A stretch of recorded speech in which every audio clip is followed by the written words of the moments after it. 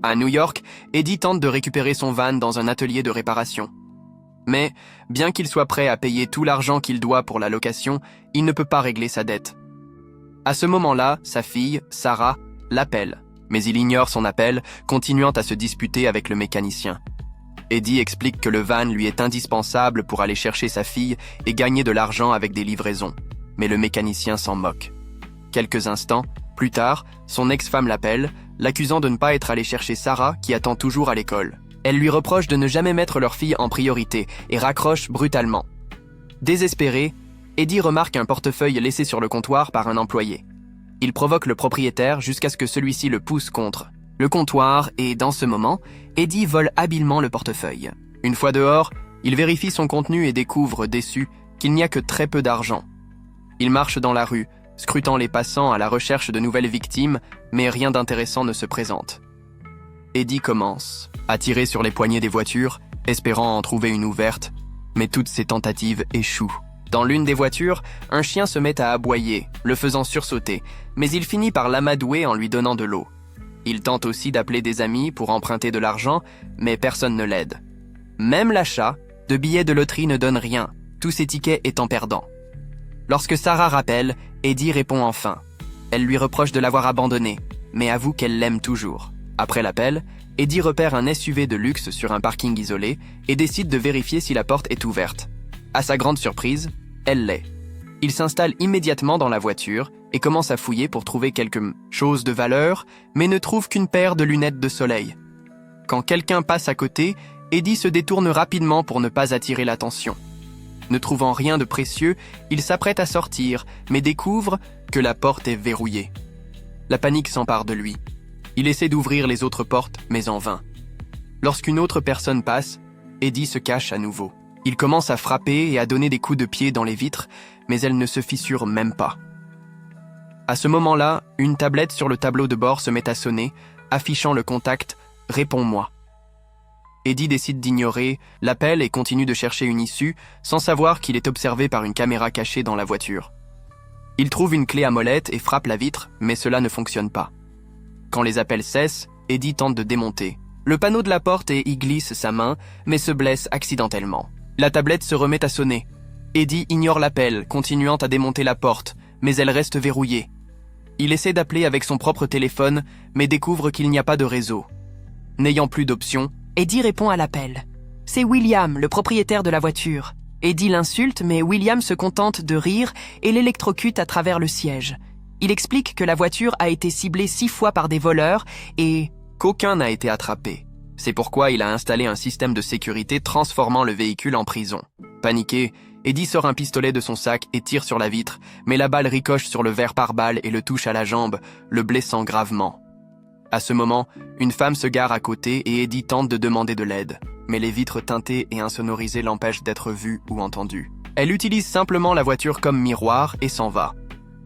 La jambe d'Eddie saigne abondamment, mais William refuse d'appeler une ambulance, prétendant être médecin. Quand Eddie essaie de téléphoner à nouveau, son téléphone ne fonctionne. Toujours pas, et William lui dit que la voiture brouille tous les signaux. Attacher ses lacets autour de la blessure ne stoppe pas l'hémorragie, et William continue de l'électrocuter chaque fois qu'il l'insulte. La combinaison de la perte de sang et des chocs électriques fait perdre connaissance à Eddie. Lorsqu'il se réveille, il fait nuit, et la pluie tambourine sur le toit. À sa surprise, ses blessures à la jambe et à la main sont bandées. Il fouille son sac, espérant trouver quelque chose à manger, mais ne trouve rien. Le lendemain matin, William rappelle et tente de raconter son histoire, ce qui met Eddie hors de lui. William déclenche à nouveau des chocs électriques, puis allume la climatisation et met de la musique avec du yodel à plein volume. Au début, Eddie essaie de se convaincre que la chanson n'est pas si terrible, mais elle dure des heures, le rendant fou. La nuit, il a si froid qu'il utilise les housses des sièges comme couverture. Quand William rappelle, Eddie s'excuse sincèrement et promet de ne plus être grossier. William coupe silencieusement la climatisation, mais ne le libère pas. Le lendemain matin, Eddie urine dans une bouteille d'eau vide, puis commence à saccager la voiture pour trouver une sortie, mais rien ne fonctionne. Quand William appelle, pour se moquer de lui, Eddie remarque quelqu'un qui observe le parking depuis un balcon. Ils commencent à parler. Quand Eddie devient à nouveau insolent, il est électrocuté. Cela ne l'arrête pas. Et il déclare que si William le laisse mourir, il aura de gros problèmes. Eddie explique qu'il n'a jamais tué personne et que son pistolet est uniquement pour se défendre. Mais William ignore ses propos, traitant la police d'idiots inutiles et affirmant qu'il ne sera jamais attrapé. Il révèle aussi qu'il a un cancer et qu'il lui reste 4 mois à vivre. Il veut changer quelque chose dans sa vie, car le système ne fonctionne pas et il doit prendre la justice en main.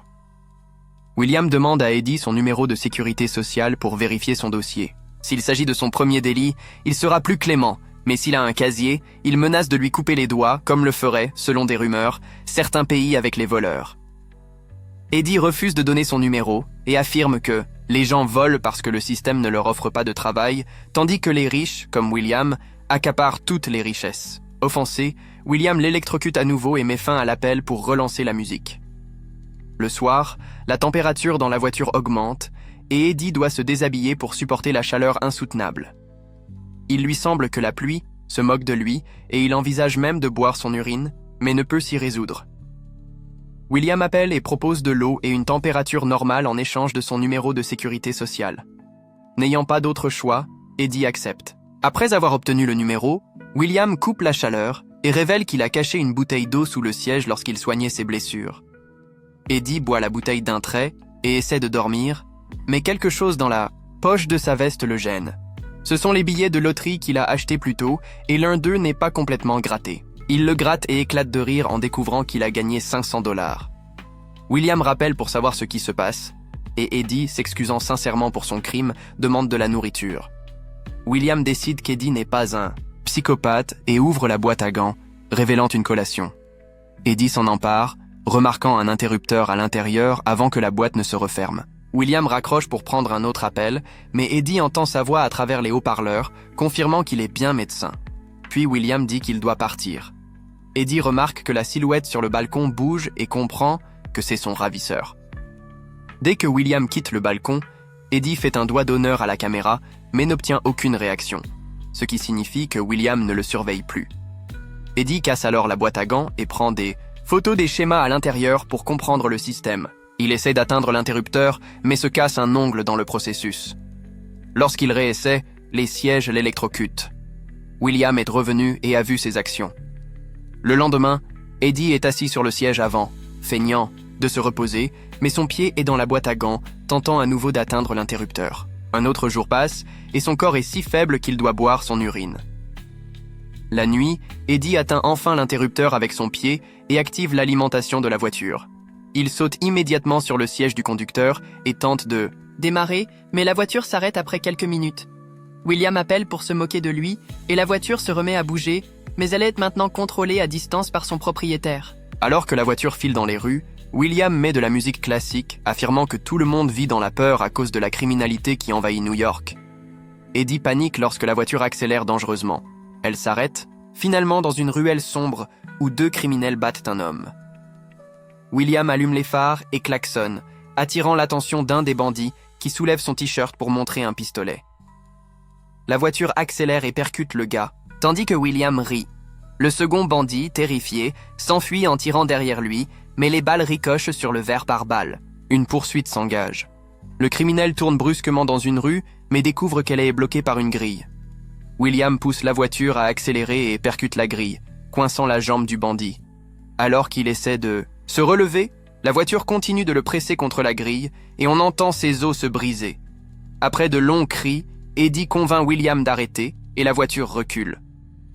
William dit qu'il libérera Eddie si l'homme blessé se relève, mais il finit par lui écraser le crâne contre la grille.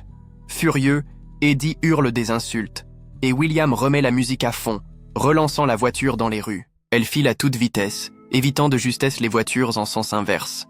Elle entre dans un parking à étages et monte rapidement les niveaux jusqu'au toit où elle accélère pour secouer Eddie. Il panique en voyant la voiture approcher, du bord, mais elle s'arrête à la dernière seconde, le faisant se cogner la tête et perdre connaissance. Le matin, Eddie se réveille dans la voiture, qui roule toujours en ville. William lui dit qu'il a rendu visite à sa famille et a même conduit Sarah à l'école, se faisant passer pour un employé d'une ONG. Pendant que William reproche à Eddie ses dettes de pension alimentaire, la voiture s'arrête devant l'école, et Eddie voit avec horreur Sarah en sortir. Elle rentre chez elle seule, et la voiture commence à la suivre, roulant à côté d'elle comme pour la renverser. Sarah voit la voiture et accélère sur son scooter, tandis qu'Eddie, en larmes, s'excuse avec tous les mots gentils qu'il connaît.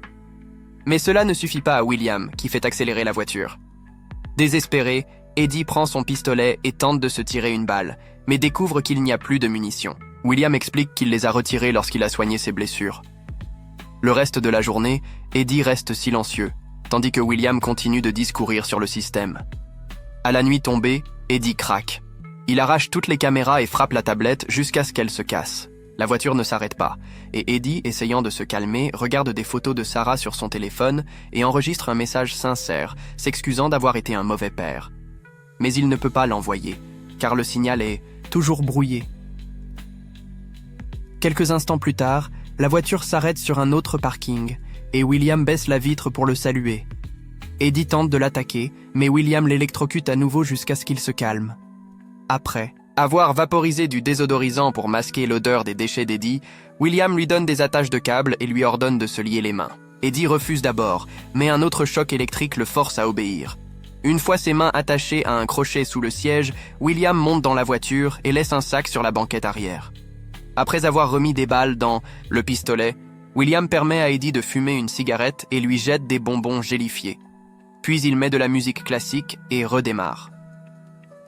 Pendant le trajet, Eddie pose des questions sur la fille de William, ce qui pousse ce dernier à arrêter la voiture plusieurs fois, faisant cogner la tête d'Eddie contre le tableau de bord. William se lance dans un monologue sur la nouvelle génération et révèle que sa fille a été tuée par des voleurs qui tentèrent de voler sa voiture. Il pointe même le pistolet sur la tête d'Eddie pendant qu'ils débattent de ce qu'est la justice. À ce moment, Eddie, avec son pied dans la boîte à gants, actionne enfin l'interrupteur coupant l'alimentation. La voiture perd le contrôle et dévale une falaise, faisant se casser le nez d'Eddie contre le tableau de bord. William tire accidentellement et la balle ricoche sur plusieurs vitres avant de l'atteindre dans le dos. La voiture dégringole, la falaise et s'arrête près d'une rivière, les deux hommes perdant connaissance. Le matin, le téléphone envoie le message car le brouilleur ne fonctionne plus. Eddie se réveille en premier et lutte pour défaire ses attaches.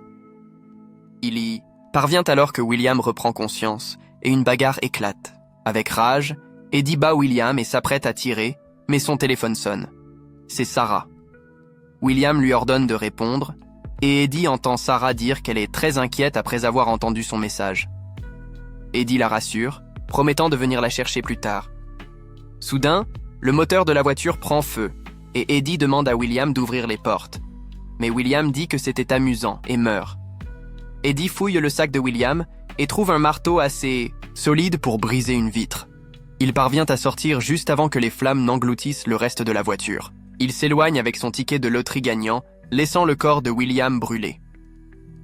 Arrivé sur la route, Eddie rencontre un conducteur qui propose de l'emmener.